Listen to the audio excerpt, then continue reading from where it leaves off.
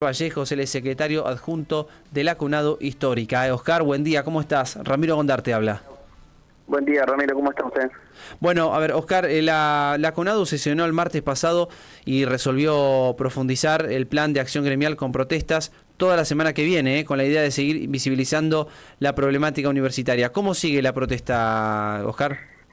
Efectivamente, nosotros hemos resuelto un acuerdo que se hizo dentro del de Universidades Nacionales, toda la semana que viene de protesta.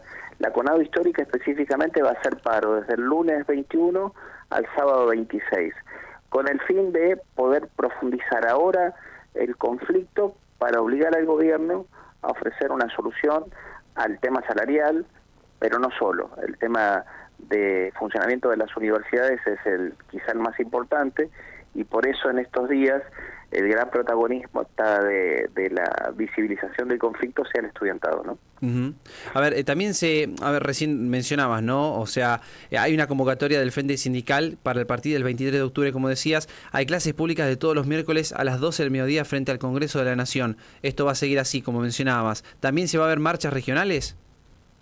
Estamos trabajando en ese dispositivo de las marchas regionales para poder llegar a Buenos Aires y hacer un festival. Estamos trabajando en eso.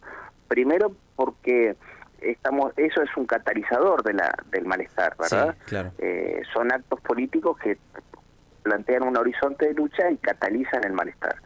Porque es importante plantear lo siguiente: cuando el estudiantado sale a la calle, se organizan tomas, se hacen asambleas constantes, interestamentales de diálogos con estudiantes, docentes, graduados, autoridades de las universidades, lo que se busca es, primero, dar a conocer el conflicto adentro y que nadie de la universidad quede afuera o no enterado de lo que está pasando. Y al mismo tiempo, pensar colectivamente cuáles son las estrategias.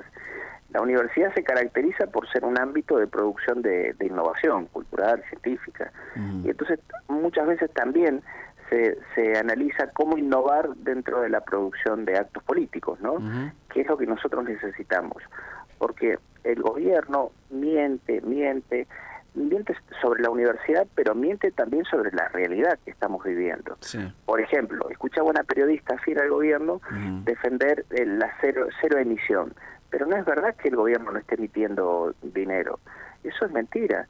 Y entonces, bueno, hay que escuchar a los economistas que hacen análisis serio de todo lo que ha emitido el gobierno para resolver el problema que digamos, desde la perspectiva política del gobierno es fundamental, que es bancar la deuda, ¿no? Pero eso genera más deuda, genera más emisión. De eso casi nadie habla. Entonces, el papel nuestro es decir, bueno, mire, el gobierno habla de esto, pero en realidad es lo contrario. El gobierno dice, bueno, las universidades no quieren auditoría, será que esconden chanchullos, pero el gobierno modificó la ley de información pública y no quiere mostrar lo que hace con el dinero público, ni con las decisiones públicas, ¿no? Y entonces el gobierno hace así, dice una cosa y hace otra. Y dentro de las que no hace es mentir y además gastar mal el dinero de los argentinos. Ahora, Oscar, me está dando un panorama en el que no hay ningún tipo de negociación con el gobierno, digo, porque cada vez es más conflicto y más movilización. Nosotros tenemos las universidades en la calle, los funcionarios del gobierno encerrados en sus oficinas mintiendo sobre la universidad. Ese es el panorama, ¿no? Sobre la universidad, sobre los rectores, sobre los gremios, sobre los estudiantes. Imagínense lo que es una ministra de Seguridad animarse a decir que los estudiantes que están defendiendo la universidad están con molotov dentro de la mochila. Hay que animarse a generar esa fantasía negativa sobre el sector quizás más importante de nuestro país, que sea el estudiantado, ¿no? Entonces, bueno, ese es el panorama. Un gobierno encerrado en sus oficinas mintiendo y gastando mal la poca plata que tenemos, y una universidad en la calle mostrando el conflicto y defendiendo una de las instituciones más importantes de nuestro país, que es la universidad pública. El procurador del Tesoro, Rodolfo Barra, firmó este dictamen para que la Sindicatura General de la Nación, la SIGEN, funcione como órgano auditor de las universidades nacionales. Digo, ¿ustedes se oponen? Mire, no lo pueden hacer eso. Claro. Barra ya sabemos quién es. Barra, porque este gobierno también hay que decir, mientras nosotros tenemos la mejor tradición en la calle, que son los estudiantes, que es la producción de conocimiento, el gobierno se ha rodeado de lo peor. Barra es lo peor. Recordemos el papel de Barra que ha tenido Barra, ¿no? Y entonces ha convocado a lo peor para ocupar un lugar importante.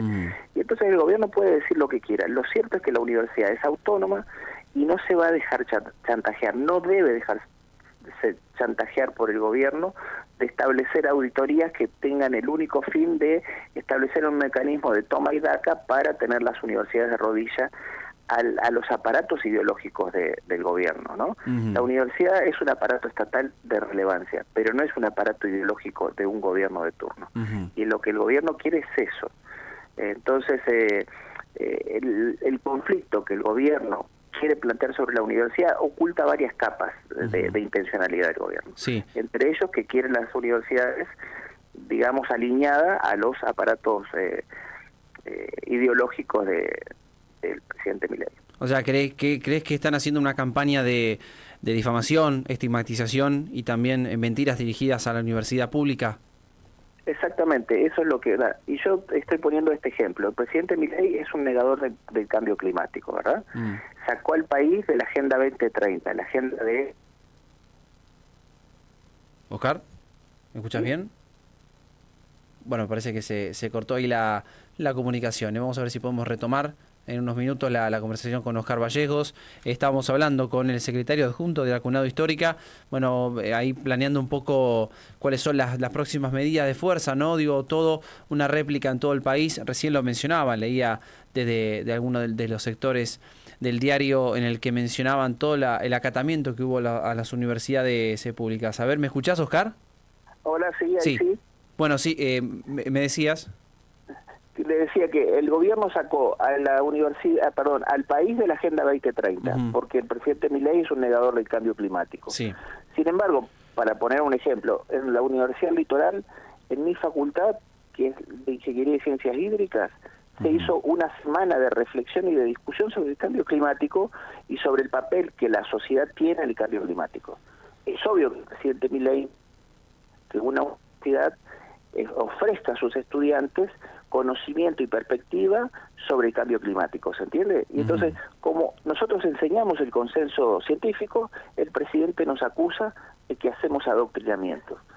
Y entonces, eso no es adoctrinamiento, eso es enseñar los hechos críticos que tenemos que resolver y cuál es la mejor perspectiva para resolver esos hechos críticos, esas situaciones críticas.